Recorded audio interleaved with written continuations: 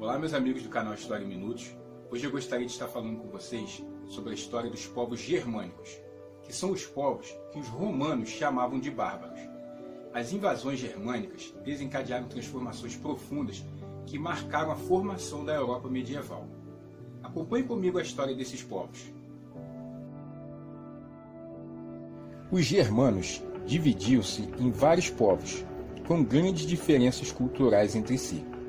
Eram, entre outros, os ângulos, os saxões, os visigodos, os ostrogodos, os vândalos, os francos, os suevos, os burgúndios, os lombardos, os alamanos e os érulos.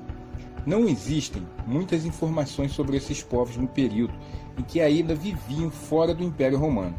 As poucas informações vêm de textos escritos pelos próprios romanos. A organização social dos germanos baseava-se na família, tendo no pai a figura central que exercia poder sobre esposa e filhos. Quando havia uma grande quantidade de famílias em uma região, formava-se ali uma aldeia, na qual as decisões eram tomadas em assembleias de homens livres. Os líderes escolhidos para chefiar os soldados nas guerras deram origem aos reis e ao poder hereditário. O direito era costumeiro, isto é, as leis não eram escritas, mas baseadas nos costumes. A religião era politeísta e as divindades associadas aos elementos da natureza. Os sacerdotes tinham, além da função religiosa, o poder de punir os criminosos. A economia dos germanos, que se tornaram sedentários poucos séculos antes de invadir o Império Romano, baseava-se nas trocas comerciais entre aldeias. Os séculos II e III correspondem ao período em que as populações germânicas se deslocaram em grande escala para os domínios do Império Romano, de forma pacífica, por meio de acordos com o próprio governo de Roma, que lhes reservou terras para se estabelecerem. Muitos de seus guerreiros ingressaram no exército de Roma, e alguns de seus chefes chegaram a atingir postos de comando. Aos poucos, os germanos foram se integrando à sociedade romana. Já nos séculos IV, V e VI, a história é outra. Essa fase é conhecida como fase das invasões e corresponde ao período em que os germanos penetraram no Império Romano de forma violenta. Um dos principais motivos que desencadearam as invasões foi o avanço dos hunos, um povo que acreditava ser de origem tártaro-mongol, sobre os territórios dos diversos povos germânicos.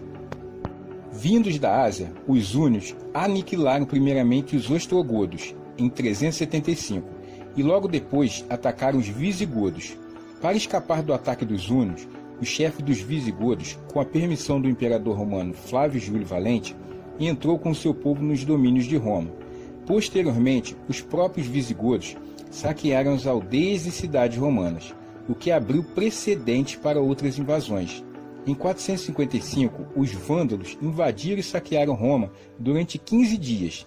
Depois incendiaram e escravizaram milhares de romanos. O último imperador romano, Rômulo Augusto, foi deposto por Odoacro, chefe dos germanos érulos.